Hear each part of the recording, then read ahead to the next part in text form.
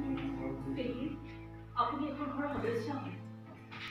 আপুনি নথকাহেঁতেন মায়ে ইমানখিনি কাম অকলে কৰিব নোৱাৰিলেহেঁতেন।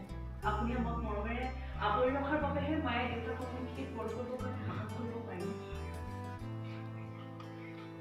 কিন্তু দেউতাৰ এটা সপোন এতিয়াও সপোন হৈ ৰ'ল। পেহী, আপোনাৰ মনত আছে দেউতাই যে ঘৰৰ এটা ডিজাইন নিজে বনাইছিল আৰু সেই ঘৰটোৰ পূজাৰ দিনাখন যে মই ৰঙা ফ্ৰক এটা পিন্ধি গৈছিলোঁ, সেইখন ঘৰৰ যদি কাম সম্পূৰ্ণ হ'লেহেঁতেন দেউতাৰ আত্মাই চাগে শান্তি পালে। মাইনী এতিয়া এইবোৰ কথা ভাবি মন কৰিবা। দাদা সেই সপোন পূৰণ কৰে। দাদা সেইখিনি আশা পূৰণ নোহোৱা হ'লে মই দেউতাক বেছি কষ্ট পালেহেঁতেন।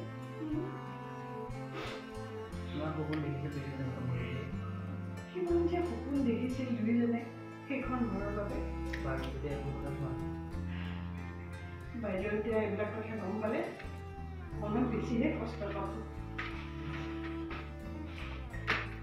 কি পাবলৈ লাগিছিলে